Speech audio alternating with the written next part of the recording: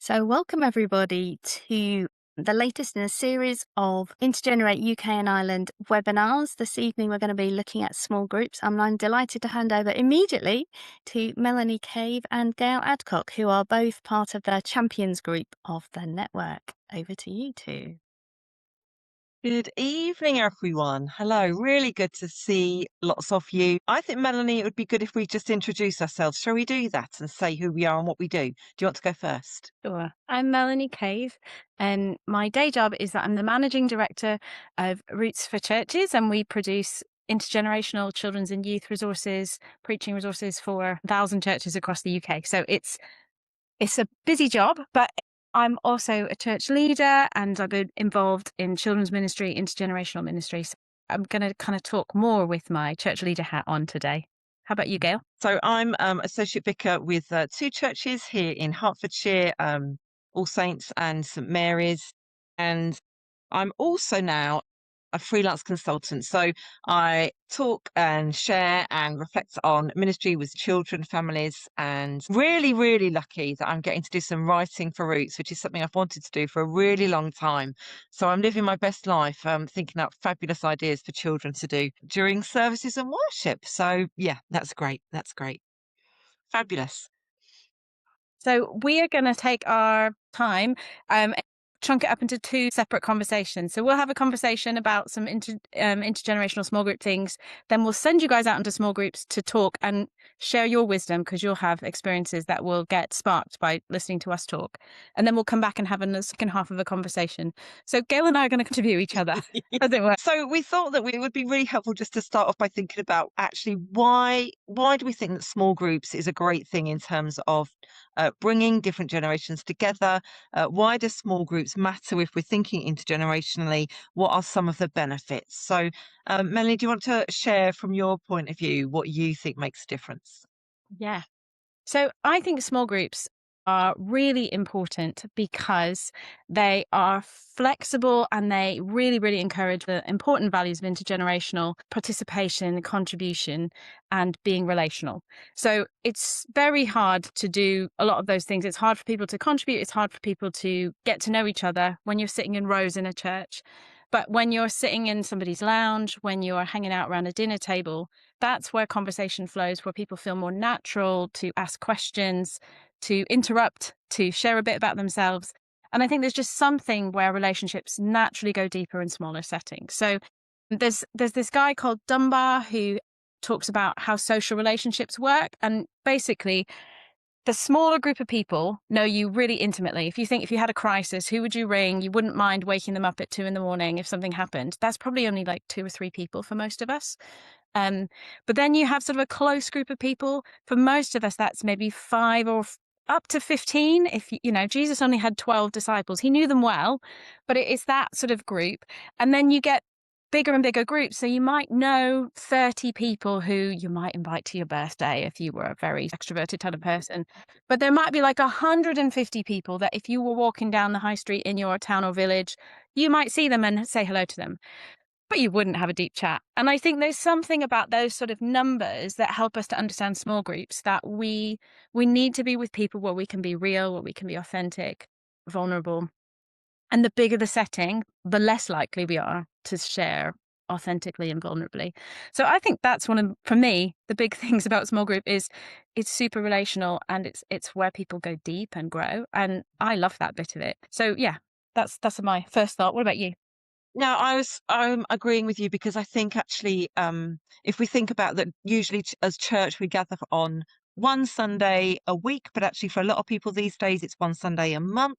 Actually, how on earth do we kind of nurture relationship if we're only together for that very short space of time? And during that time, often we're separated anyway. We're not kind of often with one another in the same space. We're not moving in the same area. We're not kind of noticing each other in the same way. So, and there's something very true in the fact that I think once you get above kind of the top number I think is about 70, that actually it's really impossible to have really deep kind of connections. And ideally, you're kind of at about that sort of 25, 30 points. And that enables people to kind of just get to know all those other people who are in sharing that space. And actually, my notion about church and what it means to be church with each other is that it's always been something which is about community.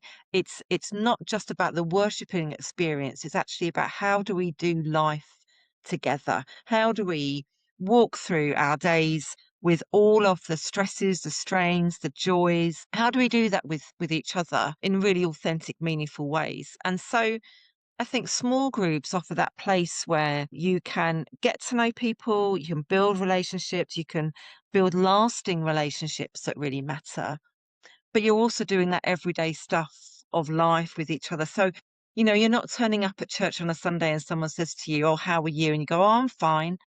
But actually you're moving to a place where you are able to say, "Do you know what? This has been a tough week," or, "Do you know what? Some great stuff happened this week." It's I think a much more authentic environment in which you're able to really become vulnerable with people in the best possible way, and to let other people get to know who I really am, and I get to know who that other person really is as well.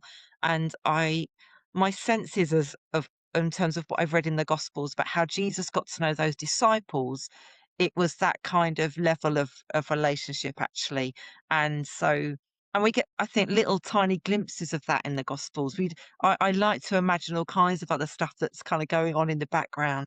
Um, but there are little things there which speak to me really loudly about how important it is that we have our people, we have our crew, whatever kind of, whether you have your gang or whatever, but you kind of need your crowd in a way to kind of do life with. That's Mm. always been my feeling. So I think there's this phrase, the third space. So the idea is that you have home and then work, yeah, or if you're a young person, it might be home and then school. And so home is like informal. You can totally be yourself. You can, yeah, warts and all, yeah, whatever. Work or school, you've got to behave and follow the rules. yeah, And it's probably a bit more formal. But there's this third space. And some people talk about like that being like the sports pitch or the pub. And I think church falls into this. Some churches are more of that formal space where it feels like there's more rules to follow and you sit in rows and you do things. There's something about the small group, and it's a confusing one because often small groups do meet in homes, yeah. but it's that mixture between formal and informal. It's where community is built, and it's kind of a neutral space. And I think it's important for young people, it's important for older people to be in those spaces. One, because it helps us navigate things socially and relationally. And the rules are a bit different. I think we'll come into this a little bit of like, how do you navigate that place where it's not quite so formal and it's a bit more social, but it's not completely everything goes. There are still some rules. So I think there's something to explore around that, of that third space, and church is so important in that social community space, and how we manage those relationships that are bigger than us. So I think we wanted to reflect a bit on, both of us have experience of leading small groups really that are intergenerational groups. So do you want to talk a little bit about what it's like to be a leader and what you see the role of the leader being? So it's so different from leading at the front of church because Yeah, you're yeah, trying to facilitate. And I think one of the challenges can be, if you are the main leader at church, people expect you to take that more perhaps authoritative or directive role when you are in a small group setting. And so I find that for me, I have to try hard to, ahead of time, explain what's going on. So I'm not, when I first start the small group, going, "Okay, guys, that's what we're doing," because then I've sort of you've framed done it the too much. groundwork. So the groundwork for me is often a WhatsApp group. Say, here's what we're going to look at. Here's what Yeah, we're going to do. Who wants to bring this bit? Would somebody like to contribute some sort of leading worship? Would somebody like to lead our communion time together? Would somebody like to do this, that, and the other? And that sort of groundwork then, for me, levels the playing field and allows more contribution. Now, I do think so. My role is facilitating a lot of planning, often behind the scenes. So that feels the same, but also sort of noticing who's in the group and how can I draw them out and get them to bring their contribution. And so sometimes that is, how do I help that really chatty person not talk the whole time? And Yeah. or how do I do something so that the neurodiverse teenager in our group will feel okay and be able to stay for longer, as it were? So I think a lot of it is reading the room and facilitating. And so it feels more of a dance of like, what needs to happen here? Okay, do we need to move along? Which is a different sort of leadership. And I think there's a lot more about delegation and humility and trying to take off the hat of like, I know the answer, or I've studied the Bible passage before, and really choosing to ask much more open-ended questions where there's no one right answer, where it goes deeper. And there are different sets of questions. So it's, I think if you're primarily leading in a small group setting, you can really like inhabit that and get really good at it. If you're swapping hats between upfront leading and small group leading, I think sometimes that can feel a bit jarring and you have to check yourself and go, hang on, don't be too big a personality in this group. Yeah, I would say that my experience really reflects that, in the sense that I think I went from being a upfront kind of leader, so kind of on the whole walking out ahead, leading people, to recognizing that within a small group context, actually that was a whole different way of sitting within leadership in that sense. And all the questions around control, and my desire initially to really be hands on, controlling every last little thing that happened. I went on such a big journey with all of that, because I realized that absolutely was not what I was there to do. And actually, my teacher self, that was very much used to having lesson plans and timing things and saying, okay, at this time, this is happening. I had to let go of so much of that. There's a kind of stepping back in a way, because I think you're becoming more of that facilitating leader that you talked about, and actually realizing I kind of just need to hold it really lightly. I If people are really engaged in a conversation or an activity or whatever, I just have to be reactive to that in the best possible way, and not kind of driving things. I think that they're really different qualities in terms of how to hold a group, how to support and encourage a group, which is really not about saying, right, everybody, you've got to do this now. It's a whole different kind of concept of time and space, I think, to be honest. Because we just can't, I think, because of that nature of relationship, and you're wanting to preserve relationship, and if people are really engaged with one another, hey, who am I to come along and say, you need to move along now or whatever? And we're going to stop doing that and we're going to do this. So I think that through the time when I was involved in a group, I learned so much about what it meant to kind of step in and step back, and just like that kind of dance of trying to work out exactly what was needed of me within that space. And I think there is an awful lot of observing and just being really tuned in to how people are engaged, and working out, okay, when might be a good moment for us to do something a little bit different, or um yeah, it's a really key thing, I think. And I think in the intergenerational, because I wonder if people were just listening to this, would they hear us talking and think that that sounds like an intergenerational small group? And I think part of that as well for me is about moving from that sort of teaching to facilitating, or moving from teaching to shared meaning making. Like Yeah, together, we're coming up with what is God saying to us, rather yeah, than what is this Bible passage and what does it teach us. It's more yeah, like, what is God speaking to us together, and everybody contributing to that. But I think part of that that shared meaning making comes out in the way that we create free flowing zones or activities that kind of overlap. So even if I'm doing a discussion in my small group, I put out huge rolls of paper on our dining table, and everybody is doodling and drawing or adding Lego figures to what they're creating while having a conversation, because it keeps loads of different ages and not just the younger people. Let's be honest, the adults love it. You know, it keeps them engaged and drawing, and they're kind of engaging right and left brain. And sometimes we have different spaces, different rooms in the house where they will go and they can engage with both. And I think if I was trying to teach, I would have it more as a schedule. Whereas I'm yeah, like, I'm yeah, actually trying to facilitate people engaging with this concept and then bringing it together. That again, it is a structure, but it's got a different feel to it. yeah. No, it's hard to kind of describe it in a way, Mm. really, isn't it? That's very Mhm. true. I think we wanted as well just to share with folk a bit about our experience and our settings where we've kind of done a lot of our learning kind of in kind of in this area, which has happened in various ways kind of over time. And so, um, yeah, do you want to talk a little bit about what it looks like where you are? Yeah. So, sort of my background, a long time ago, I worked for an organization called Cell Church UK, which was all about small groups. So I've been part of small groups as part of my church life for a very long time. But at the moment, I am doing something called Dinner Church, which is an intergenerational small group, which meets over dinner. And then the dinner kind of goes on and on and on. And we hang out around the table, often around the table. So we have Nice. a very large dining table in our house. There's about 12 or 14 people that come.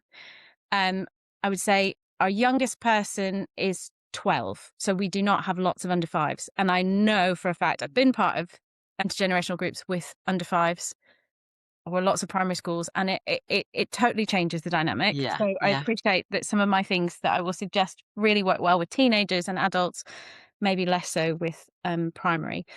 But what our format is we eat together. We have quite an intercultural group, which has its own challenges of. I sort of say we're on international time, which is like if I say we're starting at 6, people roll up at 6:30, 7, Yeah, 7:30. yeah. So that's its own thing. Um, but also, um, so we've got teenagers, we eat together, everybody's bringing something, contributing food wise, and then we all sit around the table. And then at the end of the meal, we have a communion. I know this won't work for all denominations, but we let different people lead the communion, sharing of bread and wine. It goes around the table. Sometimes we drink from our own cups, sometimes we share a cup. The bread is a variety of breads, and different people share a meditation or a thought about that. And then we will do something with the Bible. So we might ask questions, we might do a Bible reading, we might act it out, we might do a reflection around Advent. Oh, we've done all sorts of stuff.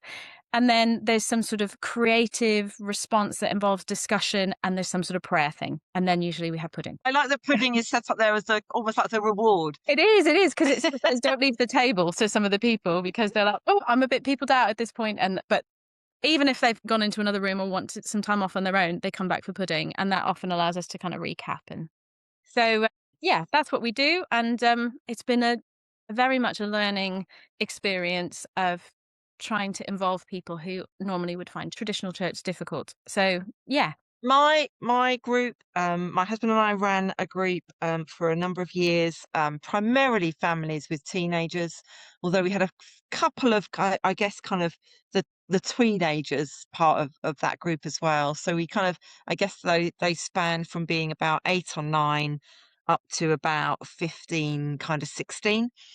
We ran on a Friday night, and we began with food, and it was very much like a rolling start to the evening.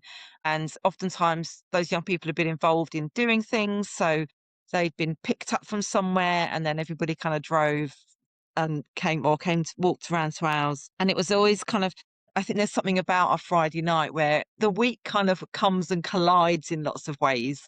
And suddenly, everybody. I think oftentimes the parents would we hosted in our house. People kind of ate wherever they could find, and we often had a different food theme for each month when we met. And so people would contribute food dishes. It just kind of worked. We always kind of had more than enough. People also brought desserts and drinks. And it was a very open kind of like, "Do you know what, if you've got time to make something, great. If you haven't, don't worry about it. Just grab something from the supermarket. And in fact, if you've got no time to do none of those things, you're still very welcome. Please come along." And I reckon we probably started at about kind of 18 or so people. We probably got up to the high 20s, and then the whole thing of having it in your home starts to become a little bit of a problem. But I can talk a bit more perhaps about that later. But messy, joyful, and just really life-giving, actually.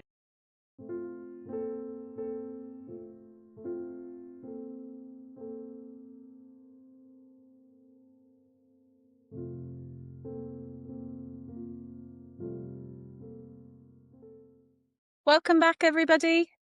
And I hope you had great chats. I know they always go too quickly. So, into the sort of second half of our conversation, Gail, I'm going to ask you some questions. Tell me a little bit about how you set expectations, because I'm not sure that very many people are used to being in an intergenerational setting, especially in a small group. And the default is that the adults kind of do adult small group and the youth or children might be used to youth and children's group. So how do you set expectations and then other boundaries or particular things that you do? Yeah, I think it really does depend kind of community to community or group to group, basically, in terms of the people that you have in the room, the ages of the people who are in the room. And I think there was definitely kind of there were kind of parallel conversations that went on for us. So those conversations were um, between us and the parents, that there was kind of actually um, this is what we're aiming to do. And so just I think that conversation was around what's your role in that then as a parent. And so actually sort of trying to generate a sense of shared expectation about how we're all involved and taking part. And also part of that was around, I think, encouraging parents to relax in terms of parenting in that space. And also I think in terms of us being community to kind of commit to being caring and supportive of everybody who was in that space. And so not that we were going to parent each other's children necessarily, but that we would kind of have each other's backs and be looking out for one another, I suppose. But there was also a conversation with those younger people and the children who were in our group in terms of, how's this going to work? Conversations about phone usage, what's going to be okay, how should we do that? And actually, those expectations were then expectations that all of us kind of needed to abide by. So it wasn't that we sort of, there was a thing of, okay, young people, you can't be on your phones or use your phones at all, but it's fine for the adults to do that. These are shared kind of values that we've got going on for the whole group. But I mean, I think certainly in the instance of phones, we try to really proactively use technology in what we were doing. And actually that was a really good thing. So our group would often, my family, big gamers, and so we would have video games as part of the activities that we were doing. And I think it just that kind of dialogue that you have with people around what are our expectations? What is it okay to do? What is it not so okay to do? What do we not really want to see? Um, that that conversation took place over the before we started the group at all, as people were coming and finding out a bit more and wanted to know a bit more about it. And it kind of went into certainly those first 2 or 3 times that we met, we were sort of in the process. It was a forming thing of working that out with one another. And I think that peer pressure, as other people, what other people are doing, um, and they were often it wasn't that there was no need for any kind of policing in anything because actually that work had been done as we'd set out. What about you? Um, yeah, so I think there's a challenge of particularly say for my own children when we're hosting it, they're obviously very comfortable in their own house and Yeah, then they get friendly with the other teenagers that are coming. And so there was this, can we go off to my room and play this video game? yeah, Or while you're still cooking, can we go do this? Because we haven't started yet. yeah, yeah, So those kind of things, and it's a bit of a slippery slope. And sometimes you're like, do you know what? The food is going to be another 45 minutes. Yes, just go. And actually, if they do this now, then they will be more engaged later. And sometimes it felt like, no, no, this really needs to be an analog space. Like we're not on devices, we're not pestering, we're not, I'll stay here for 10 minutes until we can go and do our own thing later. So I think another challenge that is kind of related to this is around neurodiversity and how do you manage an overstimulating environment. And so you have to be careful with devices, if you've got people who have diabetes or if you've got people who are managing high levels of anxiety or autism, sometimes the way they manage that is with a device. yeah, And yeah, so we've done a lot with getting fidget toys and again, trying to have something that you can always do with your hands, whether mm, it's drawing or Lego or Playmobil on the table. So that yeah, part of what we're doing, there is a fidget because if that's not there, what happens is that anxiety builds and then they go and find a device to kind of yeah, manage staying in the room. yeah, So we've talked about that. I think we've also talked about like not going upstairs. So yeah, yeah, just yeah, trying to keep people in the same part of the house and that yeah. there wouldn't be people off in a different part of the house where you can't see. Where But where was your bathroom? I'm just Is that I've got one downstairs and one okay? upstairs. Okay, downstairs, so that Yeah. helps. Yeah, But I yeah, think, if you can try and keep people where you can see them, again, this is yeah, sort of a safeguarding thing. I think the other thing is that somebody was in the comments asking, like, what do you do when you kind of outgrow the space? And I think there's, again, the volume of lots of people chatting. You want that conversation, but it's hard if you've got 15 people in one echoey room all trying to talk. It's just a lot. yeah, So, when it's reasonable weather, we send people outside, we have a little yeah, patio space. Some people, stand in the kitchen, some people go in the lounge, some people are in the dining room, and we we try and do that, but then you're trying to make sure that the groups are not, maybe not all teenagers or not all adults. They have yeah, different lengths of time of how long they talk. So we've been quite purposeful of saying, split up, try not to just go in your family group. Um, yeah, and being quite proactive about that. But I don't know if we've set hard and fast rules, but I think we've been quite yeah. upfront of, like, this is the ethos, this is the values, this is what we're going for. Come on, guys, let's all play. They seem to be opting in. And I think we did have conversations with more of the adults ahead of time, trying to say Mm, that going for this is why we're doing it intergenerationally, so that they would, again, sort of come with a slightly different disposition, a slightly more like, I'm here to listen and I'm going to not, not talk as much so that the young people can talk a bit more. mm. We tended the format of our group was that we would all eat together for sort of the first 45 minutes or so. And generally, it quite naturally would end up being a kind of peer space so that, yeah, parents catching up and young people catching up. And then when we went into doing activities, and we used the kind of our living room, our dining room, our kitchen. We would go out in the garden. We kind of did challenges. We've got a side alley down the side of our house, which was great for. We would have great big kind of like, I don't know, throwing challenges or whatever down there because you've got that length of space that you can use. So we were kind of creative in using all the space that we had available. But we tended, and certainly we set this initially that we had people those groups that were perhaps doing 2 or 3 things carousel style during the course of that hour. They were mixed groups, but we didn't put children with parents. So actually you were kind of with other kids, and it just was a whole different dynamic when, one of you were with somebody else's parents. I think other people's parents are always way cooler than your own parents. So that made a really big difference and really did help kind of, I think, embed everybody in terms of kind of, yeah, we kind of know we're getting to know each other actually really, really well Mm, in the time that we've got together on a Friday night. it's really good. And in terms of resources, like, we sound like we've been super creative, like doing all these wacky ideas. Like, where did you come up with these things? What were you using, or yeah, how did you get there? So we used Explore Together a lot, a Scripture Union resource. I had I kind of dipped in and took different activities. There were kind of themes, I guess, that we could follow, and then we would kind of think, okay, how can we use a PlayStation to do something with this? Oh, sometimes it was really tenuous. That's absolutely fine, but it was really enjoyable. And that meant we tried to kind of, because of the nature of that resource, it made you think really broadly in terms of we can't just do all of this. If we're thinking spiritual styles, we're not just going to be really wordy about this. We've got to do some active stuff. We did lots of different kind of science experiments in our kitchen on the breakfast bar that you could kind of do some messy stuff, and then out in the garden often it was more physical stuff that we would kind of do outside. And we would set sort of challenges, and I think we were sort of, I think I look back now and I think we were sort of trying to do Taskmaster, but before Taskmaster really existed, but just trying to do fun stuff which had a point to it, but didn't really labour that point. And some things were, there was like a prayer activity, and I got lots of little tiny test tubes. They were really little ones that just kind of, I put a little scroll of writing inside.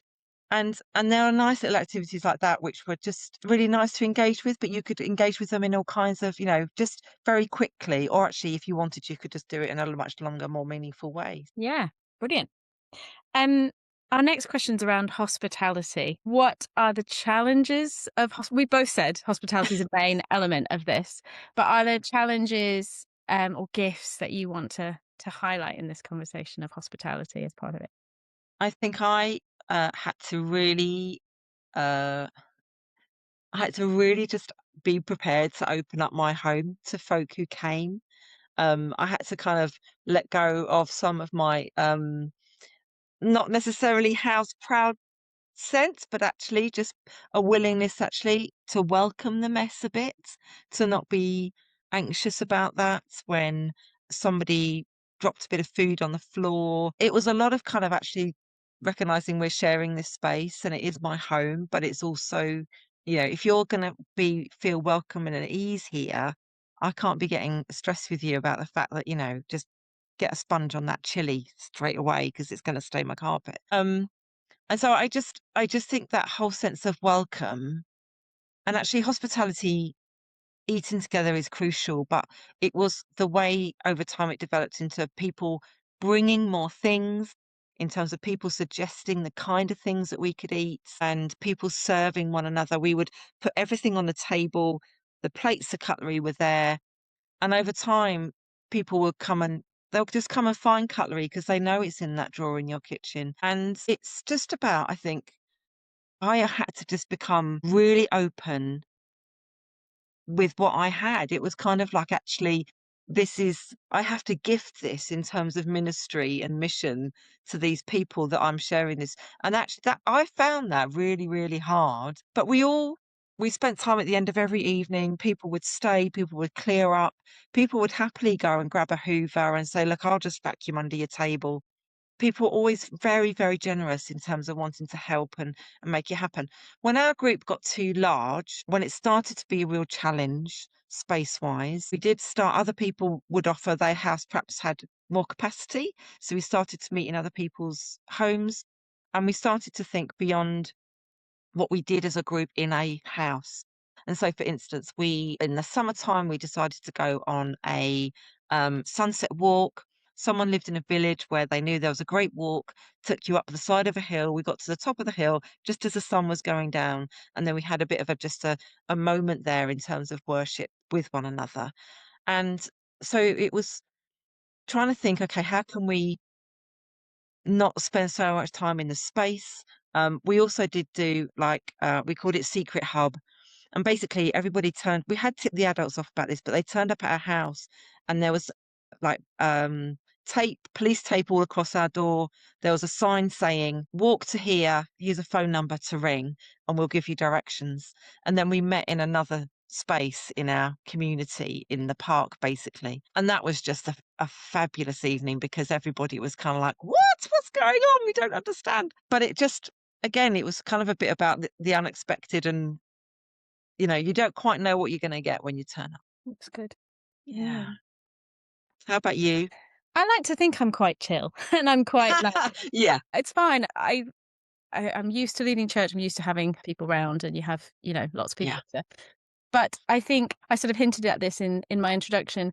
International time, like I'll be hungry if I say we're going to eat at like 6:30. I'll have cooked the bit I'm cooking, hoping that people yeah, will come. And then if they don't rock up for an hour, like I'm getting hangry.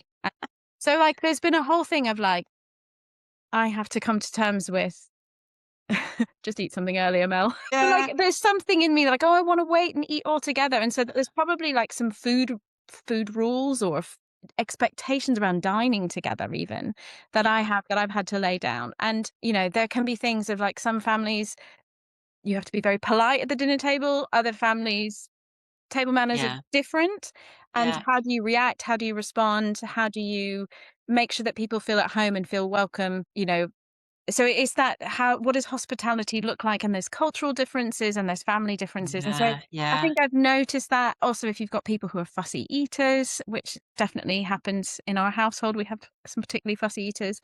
So everybody's brought this lovely food. We did like a Middle Eastern sort of feast the other Oh, night and it was wow. stunning. And we had this gorgeous couscous and some like aubergine stuff. And people have been to like the Turkish shop in town and brought things.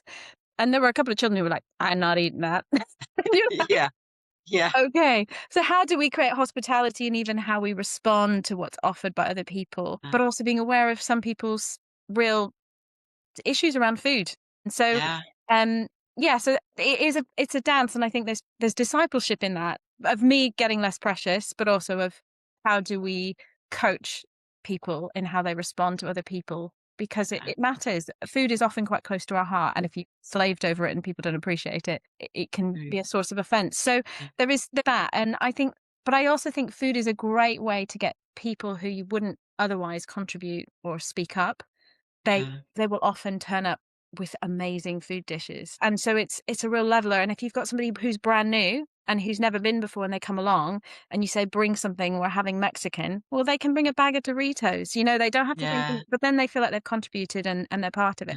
So I think it is important, but it often, as you say, the host is actually having to learn some Yeah. laying down of self.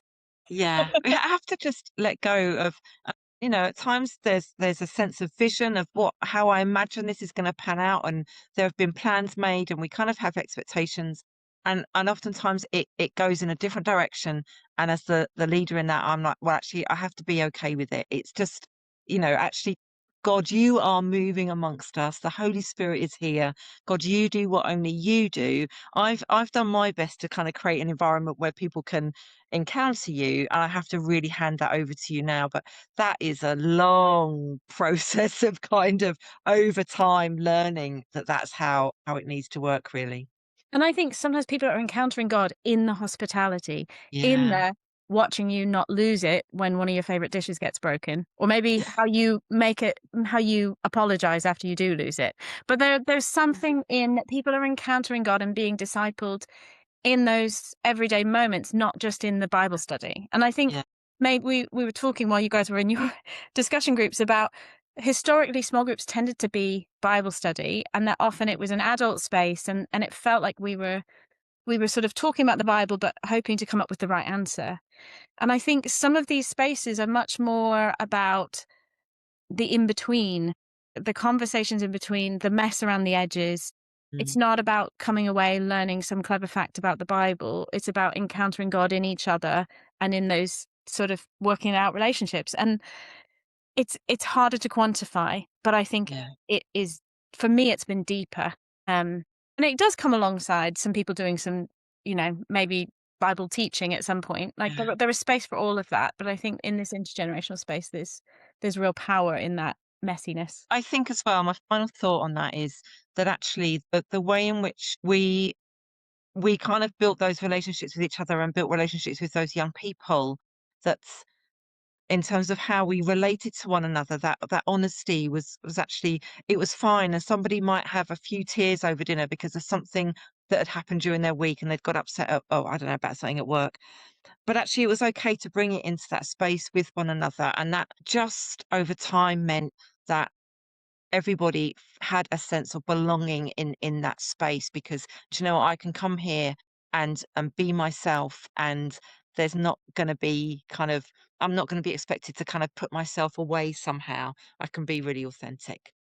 Thank you. We have come to our second breakout point. This is 15 minutes again.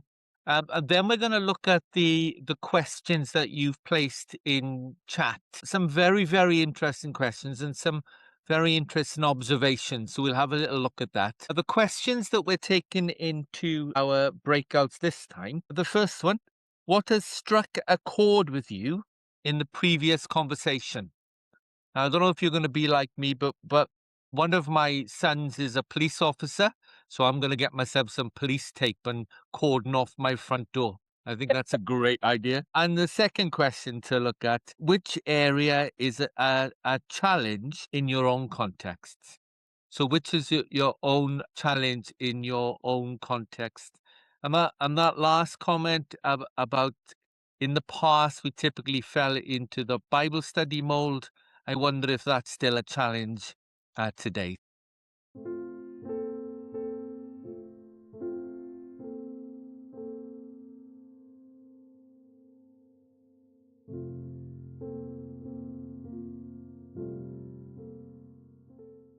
Take it in turn, but I'm quite aware that there's lots of wisdom in the room. So feel free to either pop more ideas in the chat and we'll try and keep track of it. I'm not sure how good we'll be at reading all of them at once, but we'll do our best.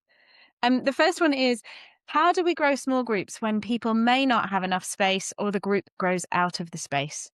Yes, indeed, this is a challenge. Well, our group sometimes moves to other people's houses. There is we definitely are not the house with the biggest lounge or space. We're in a terrace, a bit like what Gail was describing. I mean, it's a big terrace, but it's still, cozy when you've got 18, 15 people all in a Yeah. room. We could cram more, but I think it would stop being quite so conducive. So we do move to other people's houses. I think naturally not everybody comes every week, so you can grow a bit. There are options like function rooms. There's above a local pub, there's a function room that you could hire out. I guess it's all cost. You might have a church hall or a building that you could use that's a bit bigger, maybe with a kitchen or not. So there are a variety of public spaces, indoor and outdoor, that you can use. I think there is something about it being cozy and there being comfortable chairs or being able to sit around a table. So it is thinking about that. The hospitality piece of it is important about whatever venue you choose. And if you're choosing somewhere that's not your home, then the prep time goes up. So yeah. But I kind of think I did some time with YWAM and they talked about you just do hospitality with whatever you've got. And often you can squish people around a table and they appreciate the fact that you've made space. So yeah, sometimes you have to be a bit squished before people start going, hey, what can we do? So sometimes there's a bit of a pain barrier or a buffer that you have to go through before everybody sort of goes, yeah, we should find a bigger venue, or they volunteer their house. I think a mix of those things in terms of other people's homes. And I mean, I know that we used like the pavilion in our local park that had been refurbished, was a bit of a community space. We kind of went there once. We tried different things. I think there is something actually, there's another question as the group grows out of the space actually about whether or not you stay as one group. Do you try to do two groups? Do you kind of alter the way in which you kind of meet somehow? I think I'll be just really honest. We got big. We tried to split it. It just did not work. We could not make it work. And I think our group lasted about 3 years or so, but it just couldn't. And there were changes in terms of our young people had kind of started to get jobs and go to college and uni. So I think there is something also, though, to be said for the fact that sometimes small groups have their lifespan, and that is absolutely fine, and giving permission for that to be, you know, it was great. We did what we set out to do, and that is the end of it now. And so ending well rather than just kind of fading away and it feeling a little bit dismal. Actually, it feels really important to say, no, this went as we had hoped it would, and it's done what we had all kind of set out to do, really. And that is it. Which we're terrible at doing in church. We're terrible at thinking that something has had its time, really. One thing I think that does help, either in raising up new leaders or in that avoiding that awkward ending, is actually from the beginning saying, we're going to do this for a Yeah, term, we're going to do yeah, this for a year, we're going to run this, September to June or something. And then whatever we start again in September, if it was wildly popular, well, we'll start two of them in September, but you've not killed something off and started again. It's a new thing and it has yeah, energy. yeah, And also leaders will volunteer to lead something for a set amount of time. It is harder to get a recruit a leader who will lead something indefinitely. yeah. That's Um, very true. sometimes that helps, but not always. Yes, yes. Should Yeah. we look down? Lorraine had said about creating a space where some people are. It's that mix of people perhaps who are mature in faith and people who are questioning on and exploring. I think particularly for the folk who have been, say, churched all their life, who this is what they've known. And I think that the conversation is about how do we welcome everybody in terms of wherever we're at, whatever stage of faith or whatever we kind of know or don't know, everybody's questions are welcome. And I think in terms of leadership, that's something that we can do really that's really important, which is setting tone in terms of, that you can ask silly questions, or if you feel that you're silly asking a question, that's absolutely fine. Go ahead and kind of do it. And recognizing that we're all in different places in terms of our journey or our walk with God. So I think we can do that through some of the language that we use. It wasn't a particularly massive issue for us in our setting. I think it's as you lead, creating a culture where you're kind of unshockable. So sometimes teenagers like to think, and we've had teenagers say, "Well, I'm not even sure if I believe in God," and then you can have other people rush in to go, "Oh, but you must," or "Oh, but let me pray for you." And actually, it's sometimes helpful to just go, "That's okay. That's okay. Thanks for saying where you're at." And And so then instead of everybody sort of trying to get everybody to the right place, we can all be where we're at and ask the questions we're at and move along a little step on our journey. And so maybe it's more helpful for somebody to go, yeah, I was in that place for a while, and maybe this helped me, maybe this didn't. I'll just keep praying for you, that kind of thing. And so I think, again, it's kind of moving away from that Bible study of like, here's the right answers, to Mm. asking more open-ended questions of, what are you noticing? How does this hit for you? Which part of the passage do you find really difficult? What have you noticed that's new about Jesus from this passage?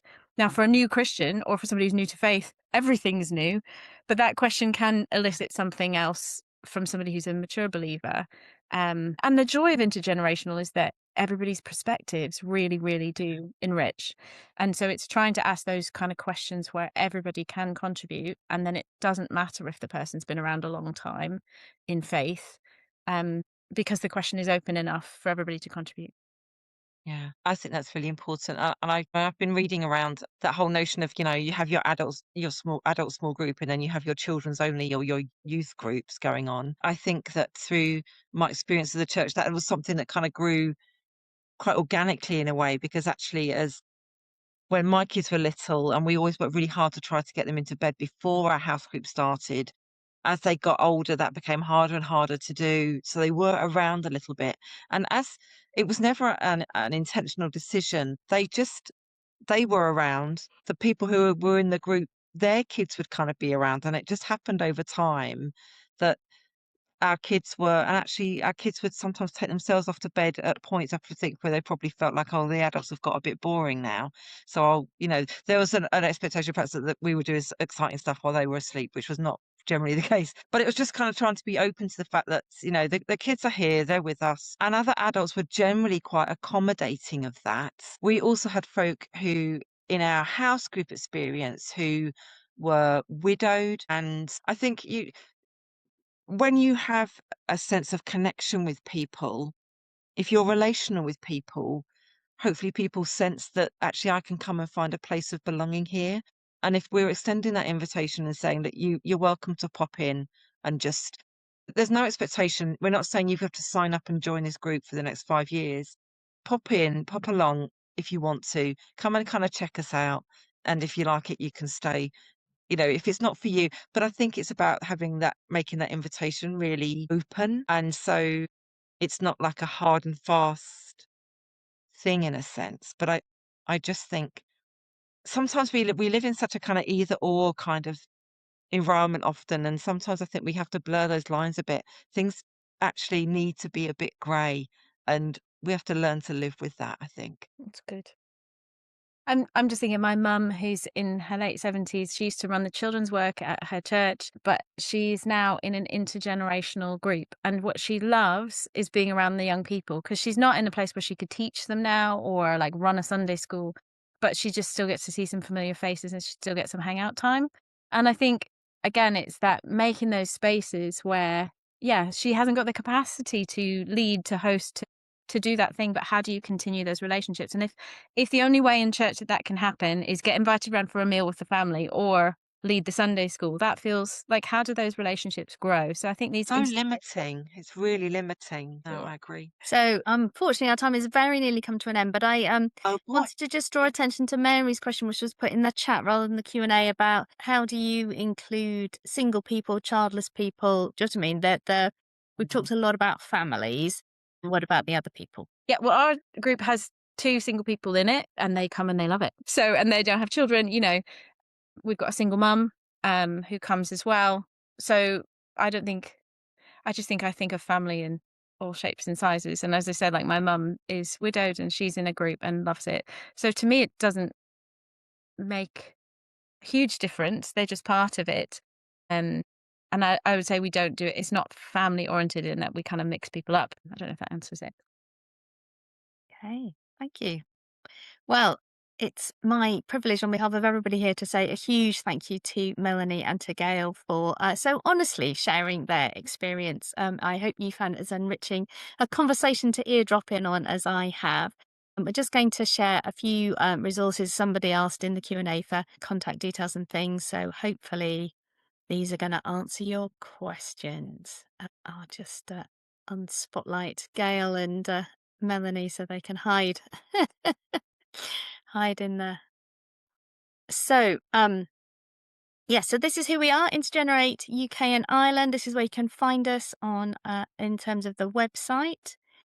We also invite you to, we are very much trying to be a network. So we haven't planned the next webinar. So I haven't got a slide to show you all about the next webinar, but that's because we could really do with some ideas about what it would be good to think about next. So please join the conversation. So photograph that QR code or join, scan it immediately and join the WhatsApp group and join the conversation. Let us know what you think we should be doing.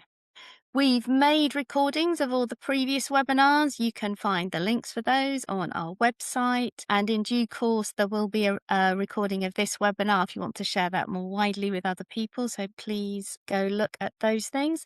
There's a few great podcasts out there if you're into all things intergenerational. So Roots have a great podcast. Again, you'll find a link on our website. And our international friends from Australia and New Zealand also have another great podcast that we'd encourage you to listen to or to point other people towards. Talking of international things, there's an upcoming Intergenerate global gathering being run by Intergenerate USA conference. This is a paid for conference, so just to flag that up because we got very used to all of these lovely free webinars, but this is one you need to pay for. Keynote speaker, lots of seminars. It's going to be across 3 hours in the evening for those of us in the UK. Again, there's the details or the website for that. And Children's Ministry Network is having an online conference which is open to all, which is a rare opportunity for a wider group of people to gather and be part of this. And we're going to be looking at children and intercultural church. And there's, as we've already heard from Melanie, can be quite a lot of overlap between intercultural and intergenerational. So if that's of interest to you, please go to the Children's Ministry Network website to find out more about that and join in with that. Then this is back to who we are. Thank you very much for joining us this evening. Hope you've had a good time. Pray the rest of your evening goes well and look forward to seeing you in person, perhaps at Hand in Hand conference. We're hoping to have a bit of networking opportunity there, or perhaps on another one of these evening webinars. Take care and God bless.